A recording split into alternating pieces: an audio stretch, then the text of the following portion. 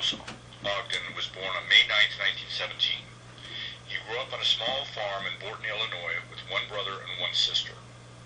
He was very athletic, playing football, basketball, and baseball. In high school, his nickname was Beanpole because he was so tall and skinny. After graduating from high school, he attended Eastern Illinois University before enlisting in the Army. After he enlisted, he was sent to Camp Roberts in California, where he met his future wife, Louise. Louise is seventh-generation native Californian.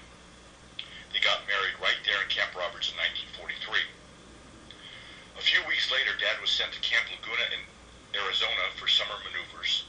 Shortly thereafter, he was sent to Camp Phillips in Kansas for winter maneuvers. On June 12, 1944, 6 days after D-Day, Dad arrived in France as a private of the 25th Infantry Division.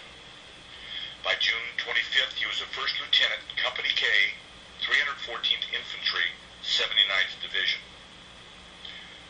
Dad and his company were near Cherbourg, France, moving north towards Fort de Roule.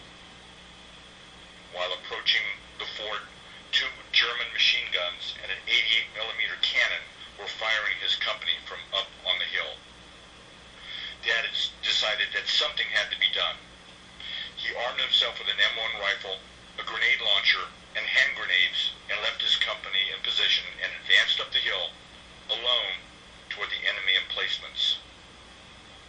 As he got closer to the machine gun nest, he was shot twice to his helmet, and briefly knocked unconscious while tightly clutching a live hand grenade so it wouldn't detonate.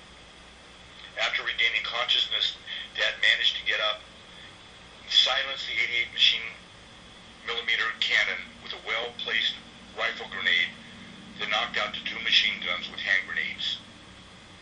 His heroic actions inspired his men and helped his company reach its objectives. Dad received the United States military's highest decoration, the Congressional Medal of Honor, for his bravery and valor in battle that day. He also received a Purple Heart with 3 oak leaf clusters after having been wounded, and the Bronze Star with an oak leaf cluster and other French medals. When my father returned home from his service, he was fully aware of how lucky he had been to survive. That knowledge gave him a sense of purpose to not waste time that he had been given and to enjoy life. He rarely regaled us with stories of his experiences from war.